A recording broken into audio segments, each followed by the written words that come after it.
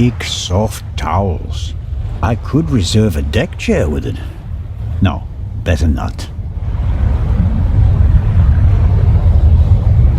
These things made quite a racket last night. I couldn't hear myself think.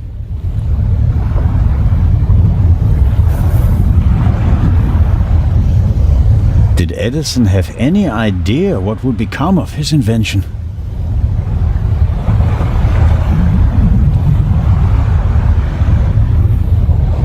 I'd really like to lie in the sun and take a nap, but I don't have time for that at the moment. No, Jakob, business before pleasure.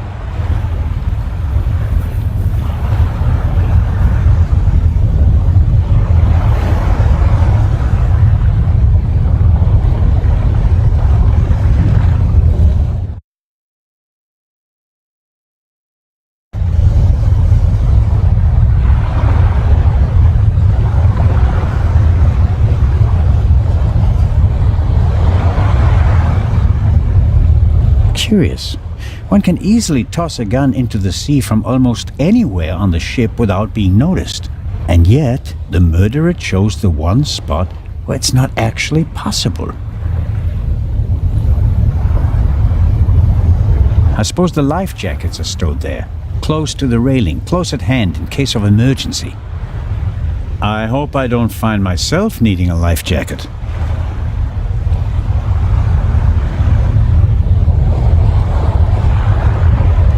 The gangway is hard to miss. Why did the murderer drop the gun on the gangway? They must have noticed their mistake, even if their back was to the sea. So, why didn't they take the gun and throw it a few meters farther into the sea?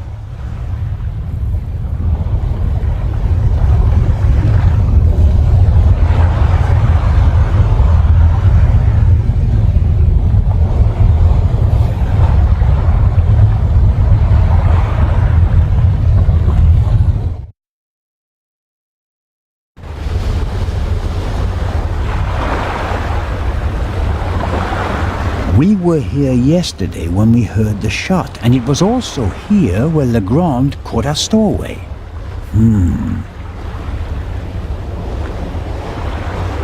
The grate must be part of the ship's ventilation system.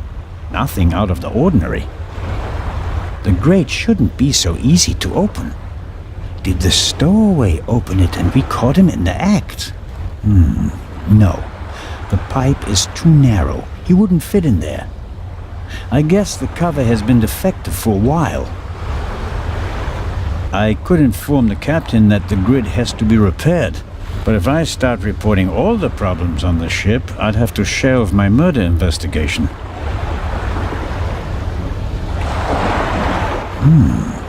A boat like this would also make a good hideout for a stowaway. Were the tarpaulins arranged like that on purpose so that no one could put them back in order once they get in? You can tell at a glance that everything is ship-shape with this boat.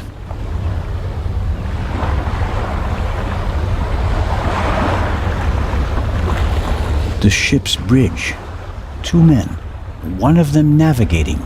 I get the impression that the officers keep things running. It seems like the captain concentrates on the passengers and the bar. Why is there an axe hanging here? I suppose it's for chopping through ropes in the event that the lifeboats can't be lowered. Or they use it to enforce who's allowed on the boat and who's not.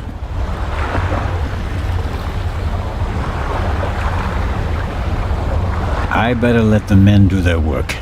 If one of them had detected something yesterday, he'd already have informed Legrand or the captain.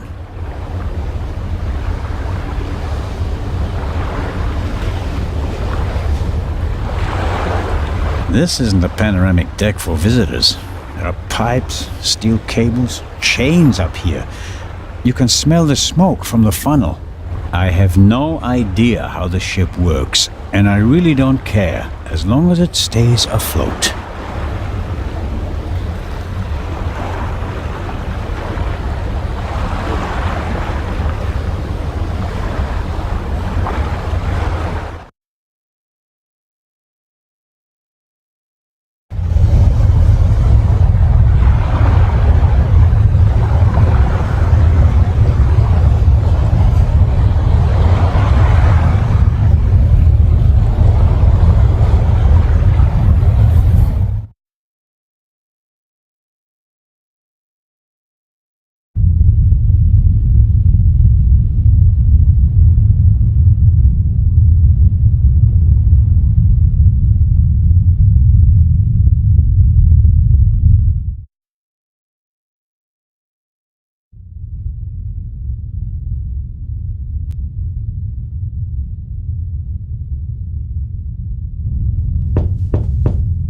Come in.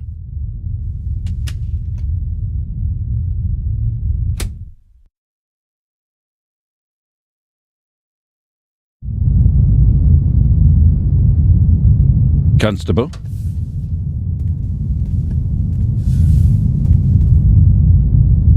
About the tranquilizer. Who gave you the glass of champagne? It was Captain de Conti. You're sure?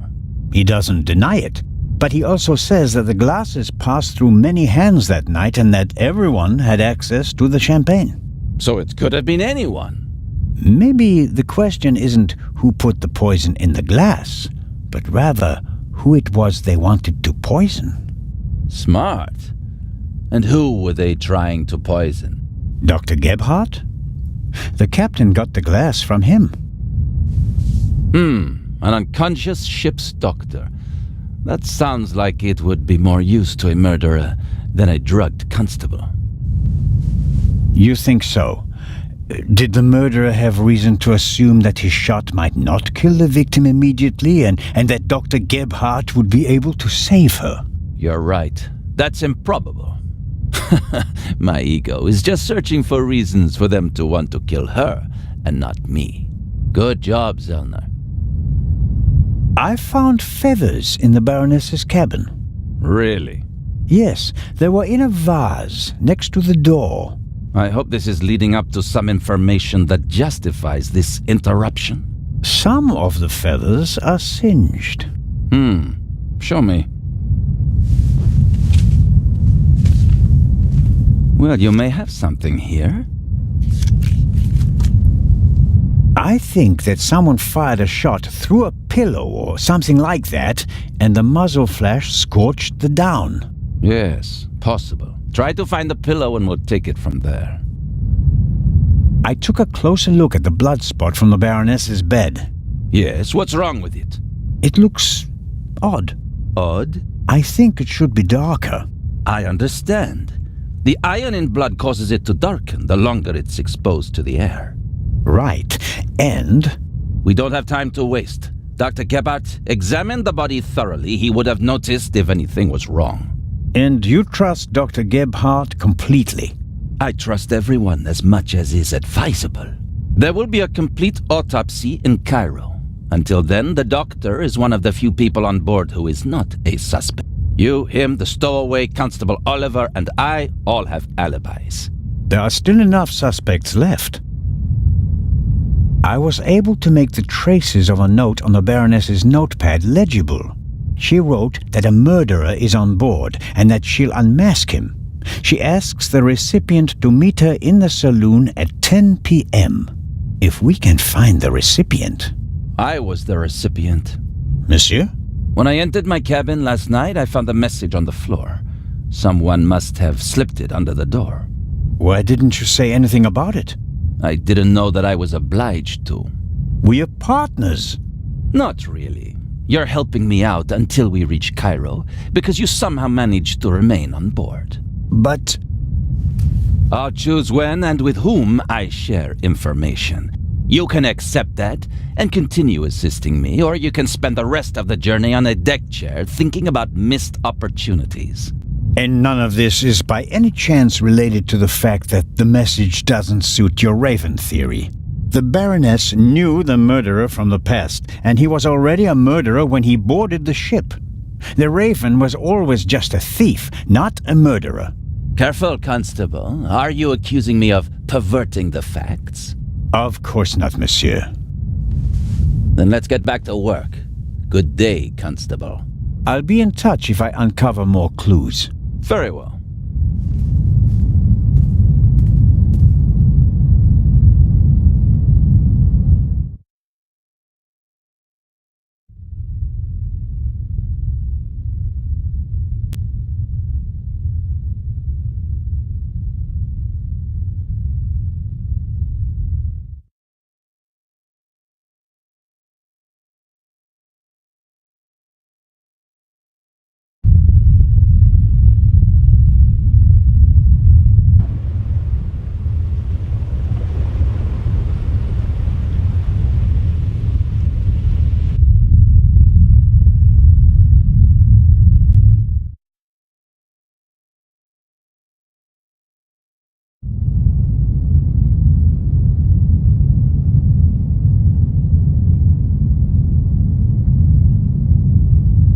Could work.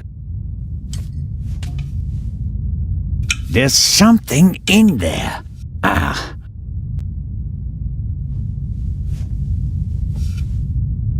Someone stuffed this in the vase. Looks like it's been used to muffle a gunshot. If this isn't an important discovery, I don't know what is. Legrand, here I come.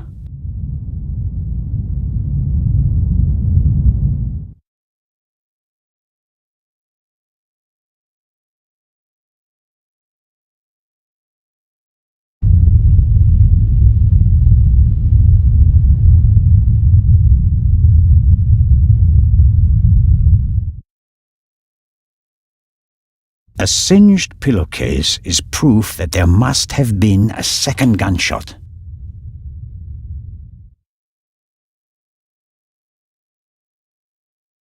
Inspector?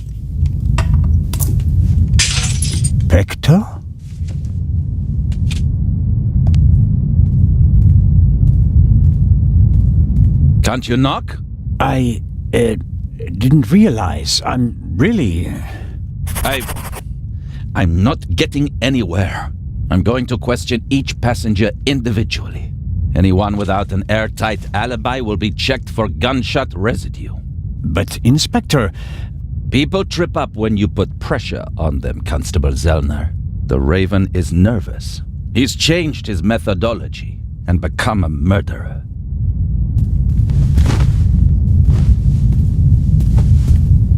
I'll see it in his eyes. After you. But, Inspector Legrand...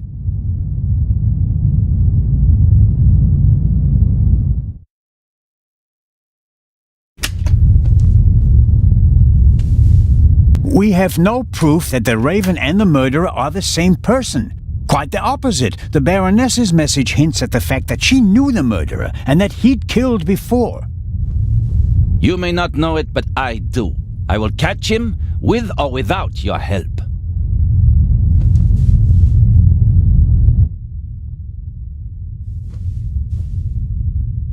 I don't believe it. What's gotten into him? Ah, well, it makes no sense to tell him about my theories if his opinion is already set. I need evidence. Or better yet, the murderer.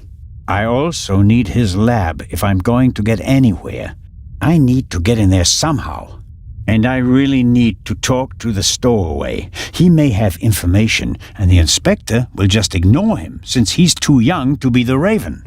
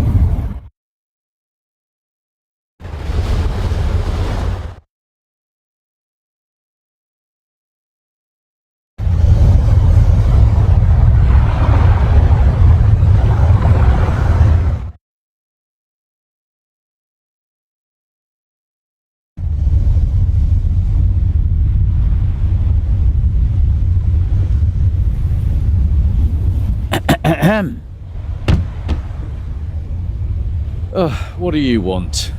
Inspector Legrand is questioning the first of the passengers in the saloon. And? It will be hours before he gets to the stowaway. And? We'll save time if I question him. We'd also save time if you stopped asking me the same things over and over again. I will not let you in. What time is it, by the way? Got an appointment? No, but I'm hungry. Go and get yourself something. I'll mind the door in the meantime. Aha. You could bring me something, though. So, what do you want to eat? Oh, anything. An apple or something like that. Leave it with me. Yeah, thanks. Constable Oliver brought something to drink. You can tell it's not the first time he's had to guard something. The bottle should be full of water, unless the good constable happens to have a secret alcohol problem. No way to verify that. I can't get the bottle without him noticing.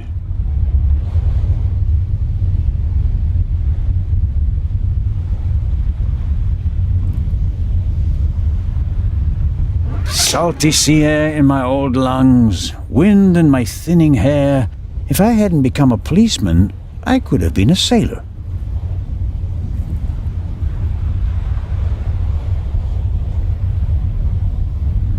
Miss Miller and the professor are talking intensely. She seems pretty relaxed, by her standards. Miss Miller and the professor are...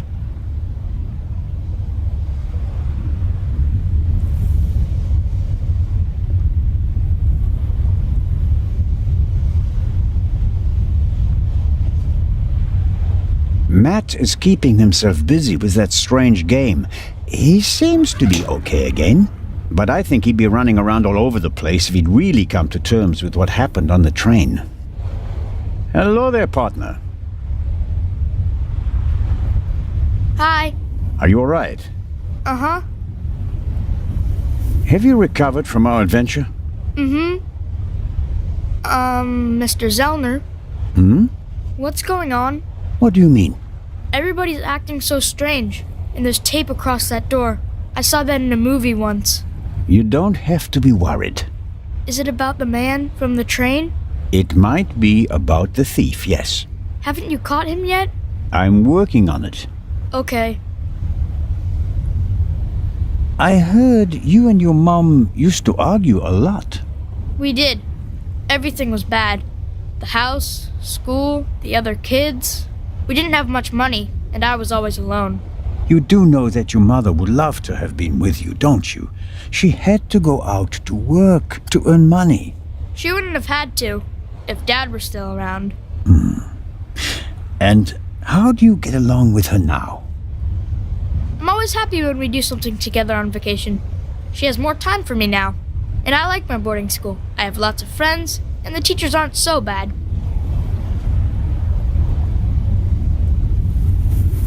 Your mother and Professor Lucien seem to be on very good terms with each other. Don't you like him? Don't know. He seems to be very nice.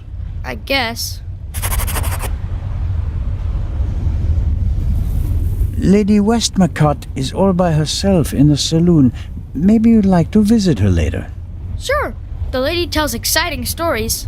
I know. She's my favorite writer. She told me that it's not much fun to write detective novels. She'd rather write something else, but her fans always want the same thing. They made her rich and famous. I told her to write what she wants to write. If it's good, someone will buy it. And if not, at least she had fun writing it. Then she smiled and nodded. She said it was a good idea.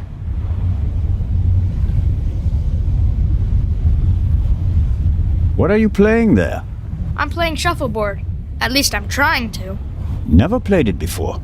It's easy. Professor Lucien explained it to me. And who won? We didn't play. You didn't want to play with him, did you? Do you want to play a game with me? Sure. Then let's get started. Oh, yeah. What are we playing for? I thought we'd just play for fun. That's boring. We have to bet something. Otherwise, it isn't fun. You English people. So I'll bet my brand new slingshot. And you? I don't want to gamble. How about ice cream in Cairo? Okay. If I win, I get the slingshot. If I lose, I get an ice cream in Cairo. Hey! Never try to cheat Matt Miller. So, what do you say? Ice cream versus slingshot? All right. Let the games begin.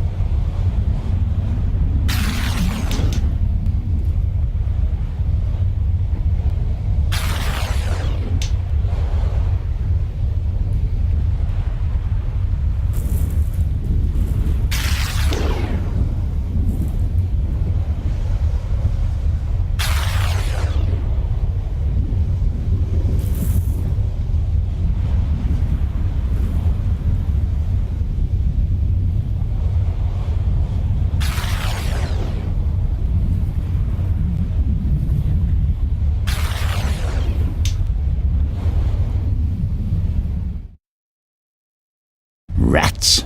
Haha, I win. That's one ice cream for me. You've been practicing. This time I'll win. Nah, I doubt that.